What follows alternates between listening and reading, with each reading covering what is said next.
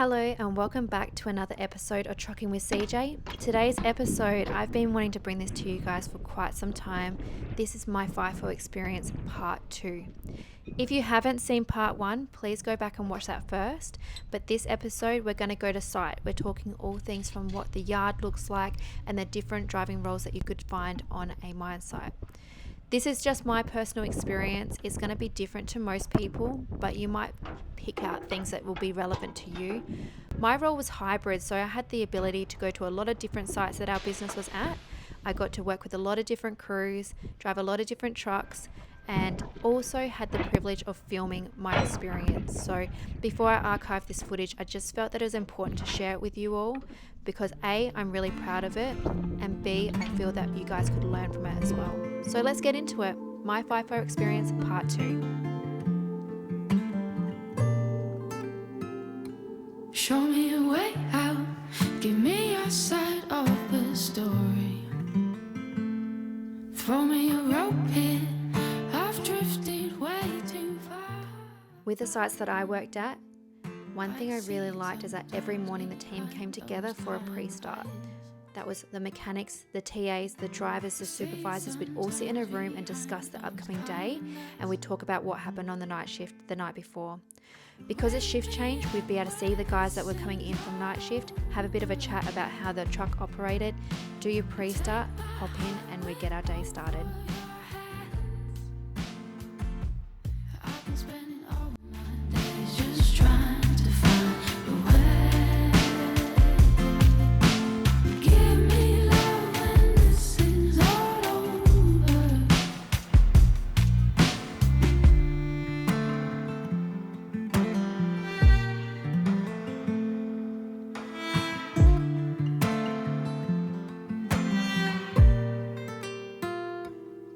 It's been a long time coming, but it feels all the same anyway. You'll be in my mind at any given part of the day. Give me love when this is all over, and take my heart with both of your hands. Let's have a look at the different types of driving roles that you could find at a place like this. Let's start off with your HR. You could look at driving a service truck as a TA. You get to drive around the mine sites, get familiar with the loaders and the trucks, you're refueling and re-greasing. Then we can look at HC, so a semi. This could mean you could drive the water cart. This is a really great role and one I really enjoyed doing myself. It was a great way to get familiar with a mine site. You get familiar with the haul roads. It's not as high pressure. You work with the grader operator if they're doing some road maintenance.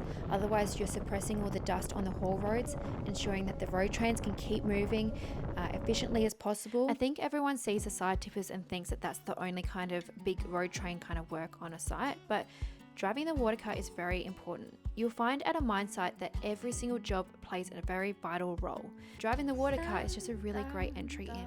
Not only are you maintaining the roads, but also the ROMs where we tip off, where the loaders are working. You need to try and keep the dust down there as well, so that visibility is great. So it's all about safety and working together.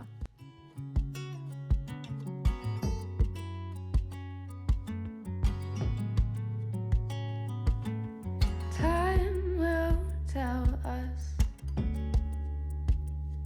Will we fall in love again? Like most jobs, POSCOM, so positive communication, is vital on sites like this. Here I am driving the water tanker, going through a site where there is multiple machines working all together. So I need to call up and let the loader operator know I'm coming, let the road train operator know I'm coming. The loader will stop, bucket down. Road train was also aware. I'll just quickly do some laps, get moving, and they can continue loading. Get this like you do, like you do. Oh, stand down, darling, now. We've gone too far this time. Left a hole in place of my heart.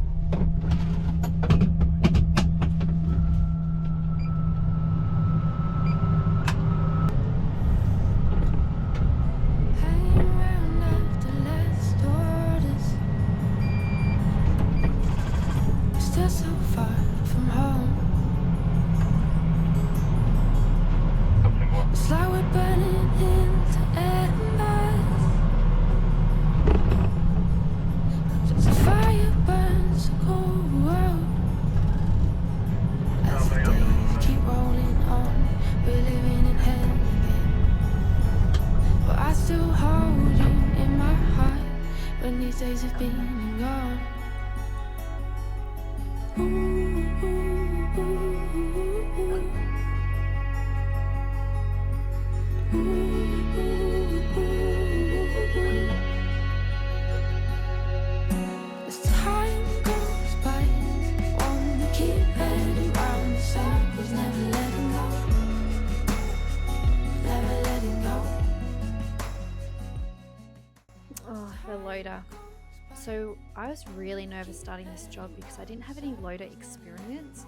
I was very honest when I went for the job telling them about this, so they were fully aware of my skill level when I came in.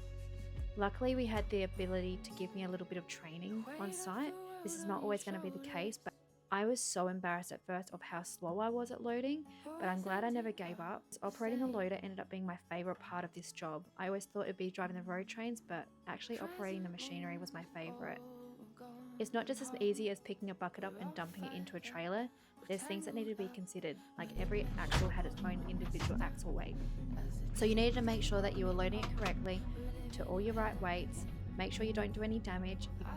Some of the materials that we were hauling was really big rocks. And you just got to make sure that you're a good operator so that you're not doing any damage and all of that. So I really enjoyed the challenge and I really do miss it. So to anyone that's thinking, oh, I haven't got experience, I don't want to make a fool of myself, please don't give up on yourself, because if I listened to that inner dialogue, I would never have realized how much I enjoyed this work. And I hope one day I can get back to doing more of that kind of loader operating. So loaders played a few different roles on the sites. So we had to load ourselves quite often as road train drivers. Sometimes there was a loader operator, but most of the time we had to load ourselves. Then when we went and tipped off on the ROM, there was a loader up there that would do push-ups. So once we'd finished all 3-4 trailers and we go off the ROM, the loader would have to quickly try and push the load up onto the pile and clean that floor in preparation for the next driver.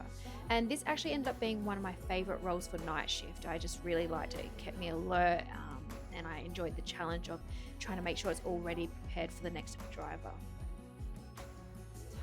And then this row here, this operator was on the ROM full time and they feed the crusher. So they're following a certain mix, getting the ore from whatever pile it's meant to, and then feeding that into the crusher, going into the conveyor belt and then up into the processing plant. I didn't do this role ever. It was a very high pressure and very important role. But as I keep saying, every role on site is important. Without one, everything falls apart. So from the service truck to the water cart to the loaders, and then of course, let's get into the road trains.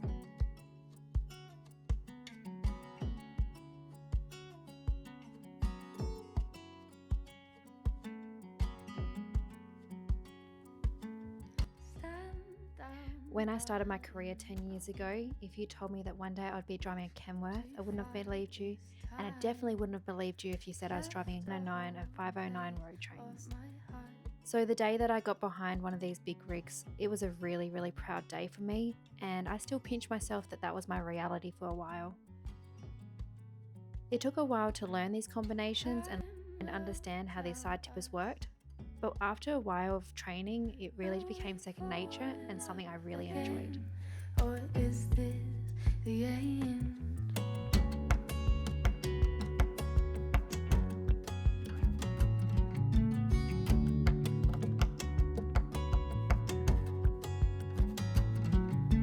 Pour your soul out over my skin.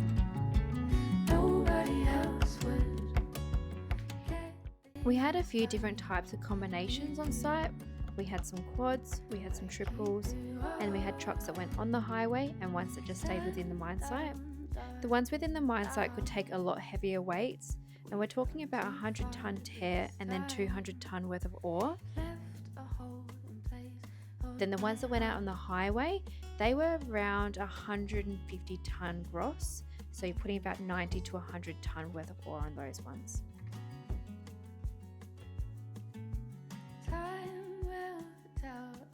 I also get questions about why we're tipping on the run. We had a certain speed that you needed to try and tip that out so that all the ore kind of tipped out away from the trailers.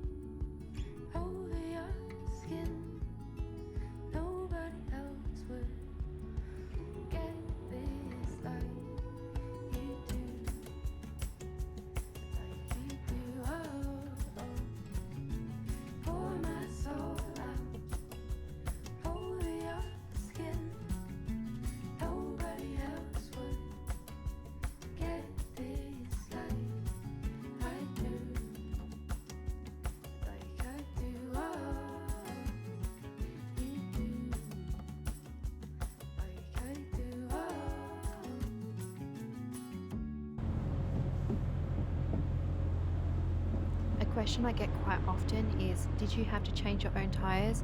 And yes, if we got a puncture, it was our responsibility to change them. If it was on day shift and there was TAs around, they would help us, or sometimes we could ask the help of mechanics. But we did have to be trained up to change our own tyres, and this is something that I was really grateful for, in the fact that all of my jobs in the past, we didn't get taught any of this, so I just appreciated being able to have some more skills and be able to help out and be more useful. And finally, I want to wrap this up with the most important part of it all, and that's the people. You go to site not knowing anyone, and these strangers very quickly become some of your lifelong friends. The reality is, it is tough work out there. They're very long days and very long nights. People are sacrificing a lot to be out there to get ahead, missing their friends and families and special occasions. So being surrounded by good people makes all the difference. I'm so grateful for the people I've met, and I'm really grateful for the friendships formed.